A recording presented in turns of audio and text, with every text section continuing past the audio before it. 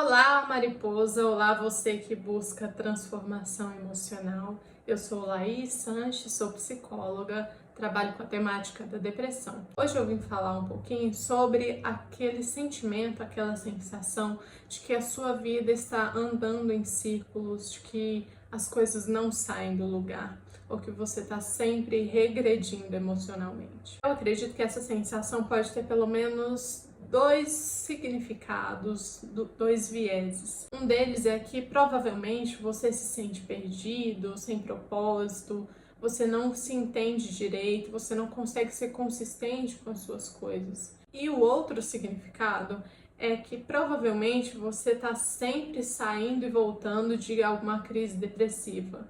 As duas coisas estão bem relacionadas. Ontem mesmo, falando com uma paciente, eu usei com ela uma analogia do carro desgovernado, uma coisa bem simples e provavelmente bem óbvia para você, mas muitas vezes você está em movimento, fazendo um monte de coisa, com várias responsabilidades, com várias preocupações, gastando a sua energia até às vezes a exaustão mesmo, com o seu trabalho, com as suas responsabilidades, as suas atividades.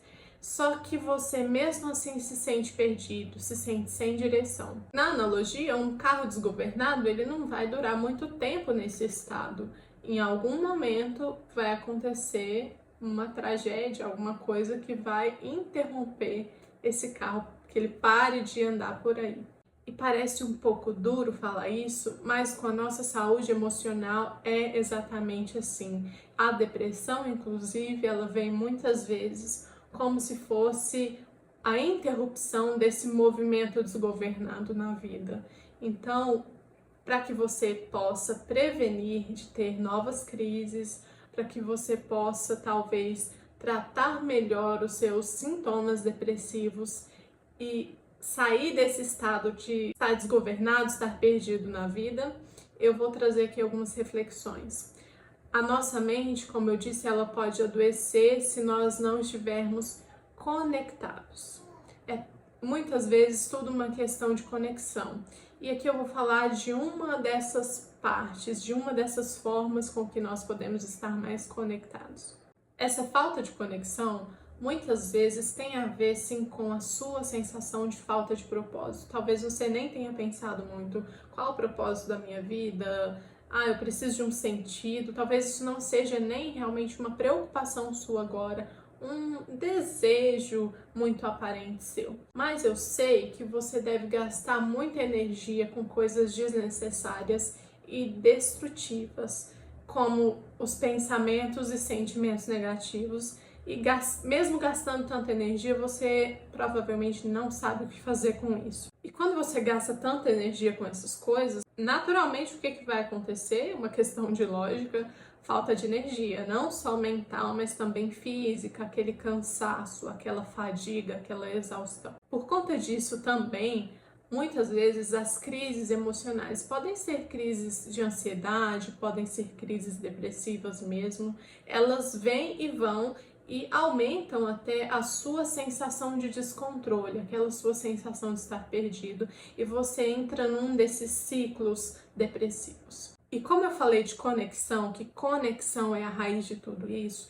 existe uma dimensão da nossa vida que nós costumamos ignorar bastante, e principalmente quem está emocionalmente adoecido costuma ignorar mais essa área da vida, que é a espiritualidade. A espiritualidade ela é um ponto regulador, um ponto de equilíbrio na nossa vida. Ela é mais uma das várias dimensões que nós temos na nossa existência, na nossa experiência como humanos. E como ela é uma dessas partes, é uma experiência muito pessoal, muito subjetiva, não possui uma forma única ou um caminho certo.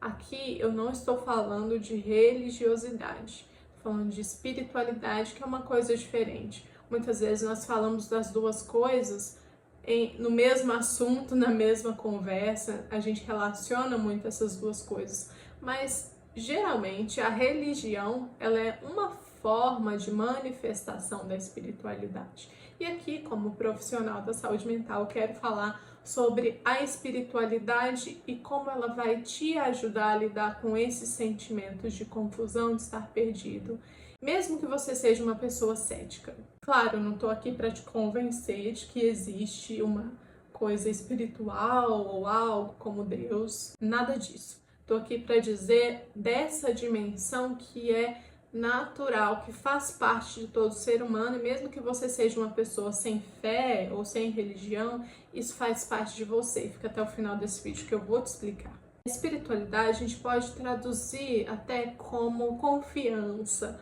como um sentimento de ligação, de pertencimento, de conexão. A espiritualidade é uma forma de nos proteger emocionalmente, de encontrar energia para mudança, é uma fonte de esperança também. E talvez você esteja se perguntando, mas o que espiritualidade tem a ver com saúde mental? Para mim é muito óbvio, não sei para você, mas tem absolutamente tudo a ver. Não existe saúde emocional sem a espiritualidade. Qualquer que seja a expressão dessa espiritualidade dentro de uma religião ou em outros aspectos que eu até vou mencionar aqui. Eu não acredito que possa haver um processo profundo, significativo de autoconhecimento que realmente funcione, que realmente traga resultados para você, que realmente transforme a sua realidade emocional, se não considerar essa dimensão da sua vida, se não considerar a espiritualidade. Isso é um assunto que é cuidado, sim, no acompanhamento psicológico, mas que inspira a prática. Então, eu vou trazer aqui para vocês algumas das coisas que eu utilizo com os meus pacientes e que você já pode ir praticando na sua vida, experimentando, para sentir uma diferença na sua sensação de pertencimento, de conexão, sem necessariamente estar dependendo de uma pessoa específica ou de um grupo específico, mas trabalhando essa segurança, essa conexão, esse sentido e aquilo que vai te direcionar para algum tipo de propósito na sua vida e permitir que você possa prevenir e provavelmente não ter mais crises depressivas na sua experiência. E isso eu quero fazer uma observação porque depende também se você está cuidando de várias outras áreas que envolvem o seu problema. Não posso dizer que só cuidando da espiritualidade você vai sair de uma crise depressiva, mas isso é uma parte essencial, importante, que permeia todas as outras áreas da sua vida, mas que precisa também de outros tipos de cuidado. Se você tem sintomas depressivos, é importante que você faça um tratamento consistente, tenha um acompanhamento profissional consistente, invista em formas de autoconhecimento e de tratamento no seu processo, além de outras coisas que vão te ajudar a evoluir física, emocional, mental e agora espiritualmente. Então vamos lá. A primeira técnica ou atividade, não sei bem como chamar, mas que eu utilizo também no acompanhamento dos meus pacientes é a meditação ou mindfulness. A meditação ou mindfulness, como você preferir chamar, geralmente eu falo meditação porque é mais fácil, é português. Ela vai trabalhar a sensação de calma, de paz, de clareza, e não é exatamente isso que você precisa. E trabalhando essas sensações de calma, paz, clareza, necessariamente você vai conseguir sair do sentimento de confusão, de estar perdido, nem que seja por um período, e aquilo vai te ajudar progressivamente. Existem diferentes técnicas, diferentes formas de praticar a meditação, e isso não necessariamente precisa estar ligado a uma filosofia religiosa. É uma prática secular e é uma técnica que, como eu disse, eu utilizo no acompanhamento dos meus pacientes. E hoje é adotado como uma prática, uma técnica dos profissionais de psicologia. A segunda atividade, exercício, como você queira chamar, é o yoga, que é uma atividade que eu pratico, que eu recomendo muito para os meus pacientes. E é claro que como psicólogo não posso fornecer uma instrução muito mais específica sobre isso, mas eu sempre recomendo que eles pratiquem, porque é uma atividade muito completa, que trabalha a espiritualidade no corpo. Eu não sei se isso é estranho para você de ouvir, mas eu acho isso interessantíssimo e muito revelador pra gente, de que a espiritualidade não está somente ligada aquilo que nós acreditamos, aquilo que nós sentimos, aquelas experiências ali muito internas, né, que é difícil de traduzir para as outras pessoas, que é uma coisa que a gente sente. Ela também está ligada especialmente ao nosso corpo. Talvez se você é de uma vertente cristã, você tenha, ou você já tenha ouvido isso pela sociedade que a gente vive, claro, da influência cristã na sociedade, do corpo como um templo. E qual seria melhor entendimento dessa ideia do que entender que a espiritualidade ela se manifesta primeiro pelo nosso corpo, por aquilo que nós fazemos com a gente mesmo, pela nossa conexão com a nossa matéria, com a nossa experiência física, as nossas sensações. Isso é maravilhoso. E o yoga é uma dessas atividades que nos ajudam a encontrar completude, integração, para então conectar com algo que talvez seja fora da gente. Primeiro, então, essa conexão interna, essa conexão com o nosso corpo, para depois conectar com outras coisas que eu até vou mencionar aqui, que ajudam a gente a expandir e trabalhar esse senso de espiritualidade. A terceira prática que com certeza vai fazer muita diferença para você, e aqui eu quero fazer uma observação, porque muitas vezes isso é falado de uma maneira muito vulgar, não sei se essa é bem a palavra, de uma maneira até de, poxa, essas pessoas são chatas e tal, que é a prática da gratidão. Calma aí, não sai do vídeo, deixa eu te explicar por quê. Não é que a gente quer forçar, que eu queira forçar você a ser uma pessoa gratiluz. E eu acho que existem muitos tons de cinza no meio dessa história. A prática da gratidão é uma das técnicas e exercícios que eu utilizo no acompanhamento das pessoas com sintomas depressivos e parece assim clichê, como eu falei. Mas a busca aqui não é por fingir ter um sentimento que você não tem, transparecer para as outras pessoas, publicar fotos bonitinhas no feed do seu Instagram ou nos seus stories. Aliás, se você tem Instagram, me segue aqui nesse @, que lá eu posto conteúdos diariamente sobre o tema da depressão, do enfrentamento da depressão e da transformação emocional que o autoconhecimento promove. A prática da gratidão, ela promove realmente uma reestruturação no seu modo de pensar. Esse é o sentido, é essa a razão pela qual a gente utiliza isso, para que você possa enxergar a vida com lentes mais positivas. Quando você tem sintomas depressivos, quando você passa por esses momentos de estar sem sentido, perdido, geralmente você vai ter uma tendência mais pessimista para ver as coisas, para ver a vida. Isso, além de gastar tanta energia, como eu falei antes, prejudica ao longo do tempo e faz você se manter nesse ciclo, andando sempre para trás. A prática da gratidão também é uma forma de flexibilizar aspectos da sua personalidade, que é algo que a gente trabalha no acompanhamento psicológico. Entender a sua personalidade e flexibilizar aquilo que precisa ser flexibilizado, mudado, transformado, para que você tenha mais equilíbrio, mais tranquilidade e possa até enfrentar, mesmo que venham novas crises, de uma maneira mais equilibrada e mais segura.